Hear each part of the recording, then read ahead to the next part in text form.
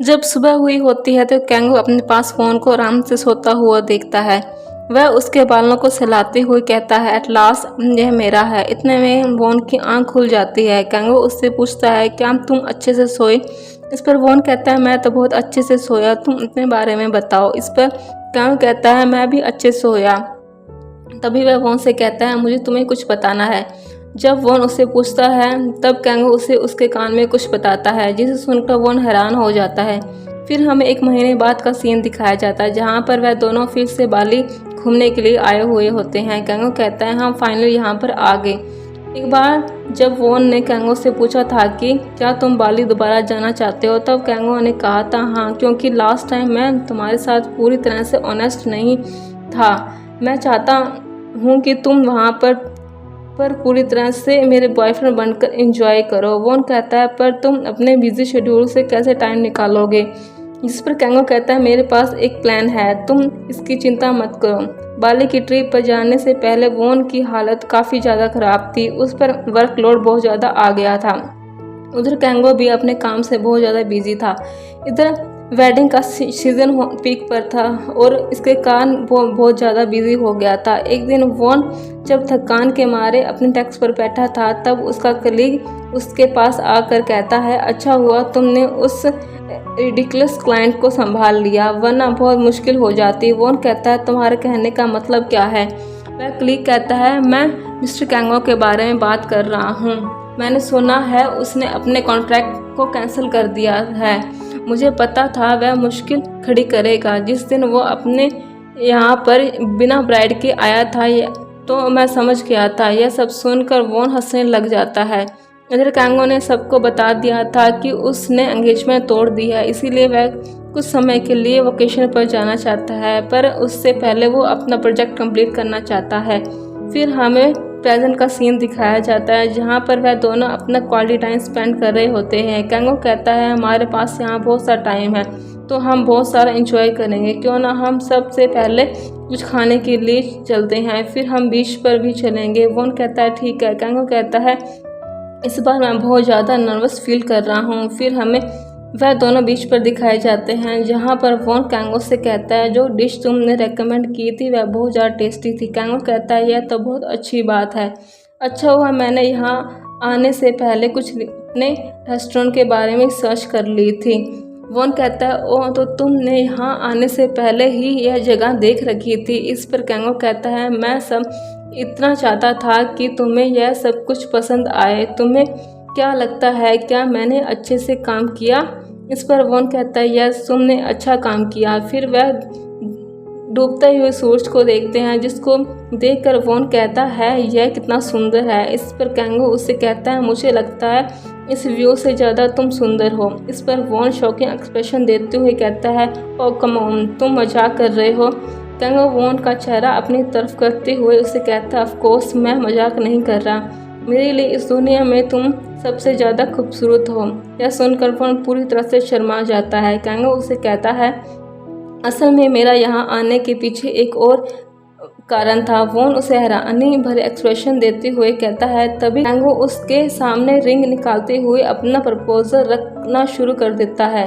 वह कहता है, वोन, तुमने कहा था कि यह तुम्हारा सपना है कि कोई तुम्हें बीच के किनारे प्रपोज करे, सही कहा ना? फिर वह उसे अपनी रिंग दिखाते हुए कहता है, मैं अपनी पूरी लाइफ तुम्हारे साथ बिताना चाहता हूँ, क्या तुम मेरे साथ रहना पसंद करोगे? कैंगो की यह सारी बातें सुनकर वो रोने लग जाता है और वह उसे झट से हाँ कर देता है। फिर कैंगो उसे वह रिंग पहना देता है और उसका हाथ पकड़कर कहता है, मैं तुमसे बहुत प्यार करता हूँ, और फिर वह दोनों किस करते हैं। इससे तरह वो अपना इनक्रेडिबल वेडिंग प्लान कंप्लीट करते हैं। जब वो ऑफिस में काम कर रहा होता है तब उसकी कलीग उसको कहती है, क्या इन दिनों तुम्हारी ज़िंदगी में कुछ अच्छा हो रहा है?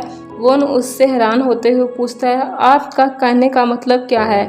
उसकी कलीग कहती है, क्योंकि इन दिनों तुम कुछ ज़्यादा ही खुश दिखाई दे रहे हो। वोन कहता है, ऐसा तो कुछ भी स्पेशल नहीं हो रहा। वोन घर जाते हुए सोचता है, असल में इन दिनों मेरी ज़िंदगी में कुछ अच्छा हुआ है वो यह है कि मैं अपने मैरिड लाइफ को बहुत इंजॉय कर रहा हूँ। जब वह घर पहुँचता है तो कैंगो दरवाज़ा खोलता है।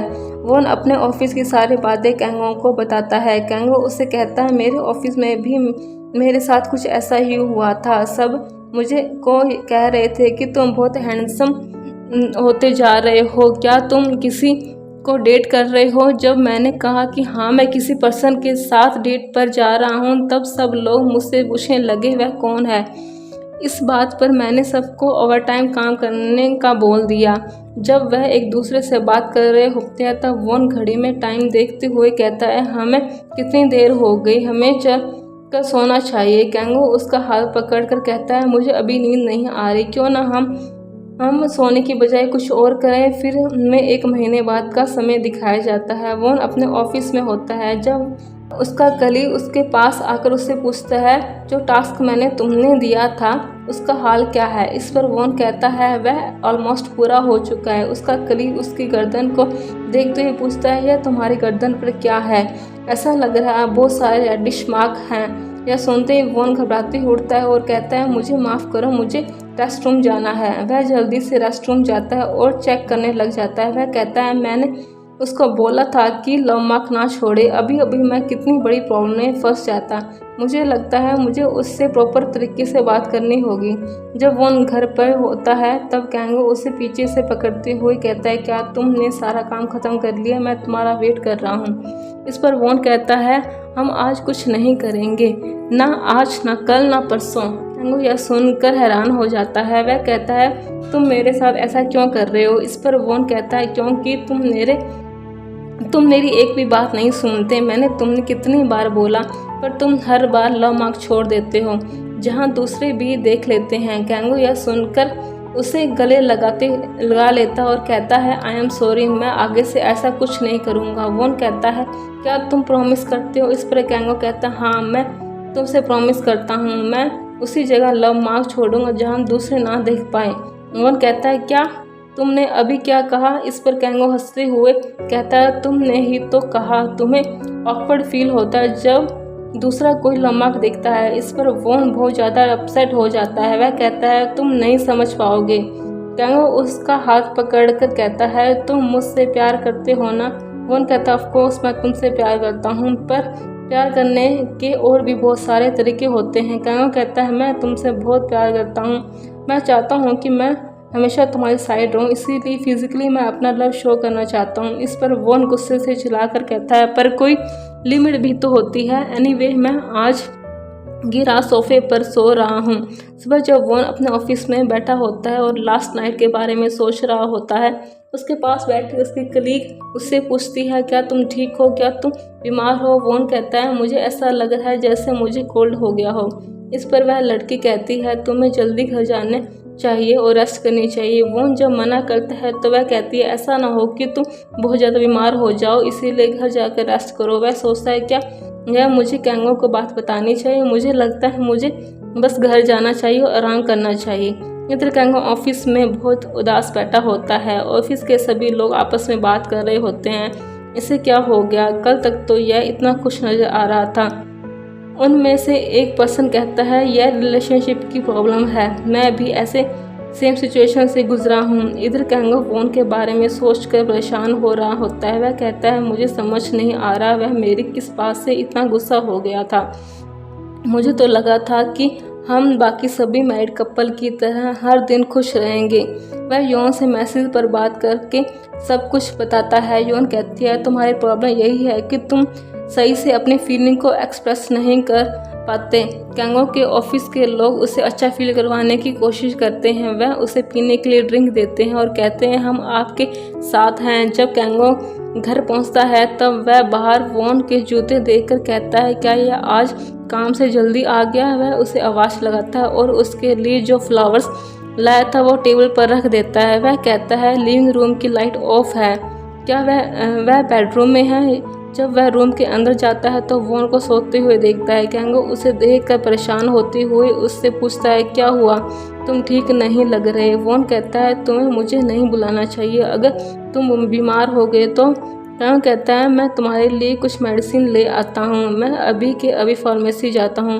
जब वह जाने लगता है तो वॉन उसका हाथ पकड़कर उसे रोक लेता है। वह कहता है मत जाओ प्लीज़, मेरे पास रुको, मैं बीमार होने के कारण ऑफिस से भी जल्दी आ गया। मुझे लगा कुछ देर आराम करने के बाद मैं ठीक हो जाऊंगा, पर मेरा बुखार और ज़्यादा बिगड़ गया। मैंने तुम्हें कॉल करने के बारे में सोचा था, पर कल रात जो भी हुआ उसकी वजह से मैं कर नहीं पाया। मुझे माफ़ कर दो, तुम तो हमेशा से ही मेरे साथ अच्छे थे, मैं ही बेवजह तुम पर गुस्सा होता रहा। मुझे पता है, मुझे यह बात तुम्हें बेटर वे में कहनी चाहिए थी।